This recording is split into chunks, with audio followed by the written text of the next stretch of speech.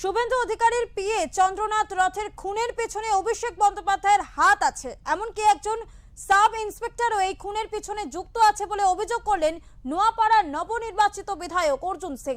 অর্জুন সিং এর দাবি, যেভাবে রেকি করে খুন করা হয়েছে তা পুলিশের সাহায্য ছাড়া সম্ভব নয়। নোয়াপাড়ার বিধায়কের কড়া বার্তা, মমতা অভিষেক বন্দ্যোপাধ্যায়ের ভয়ের পরিবেশ তৈরি করার চেষ্টা করছেন, কিন্তু তাতে বিশেষ কিছু লাভ হবে না।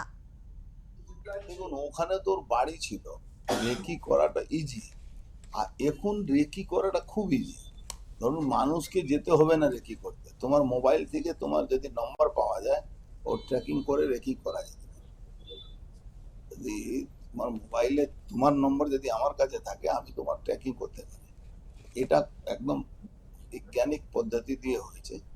ওখানে গাড়ি দাঁড় করানো যাবে, ওখানে করা হবে, ওখানে পুলিশের এখন তো কোনো পুলিশ কনস্টেবল আগে কি ছিল, তুমি দেখবে কলকাতাতে ওই প্রত্যেকটা লালবাতি কাছে একটা 6 ফুট লম্বা একটা সাব ইন্সপেক্টর থাকতো, রিভলভার বন্দুক করে। এই ট্রাফিকের কাছে রিভলভার থাকে, তো এখন তো সব সিভিক ভলেন্টিয়ার করে, তাদের তো রিভলভার রাখার অধিকার নেই।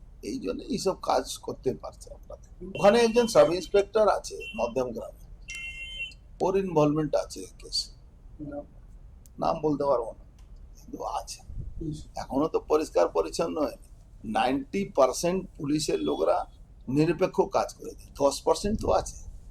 10% ছেড়ে দিন, 1% থাকলেও এই কাজ করতে ইজি আছে। আর তারপরে তো জানেন, একটা গ্রেট রাজীব কুমার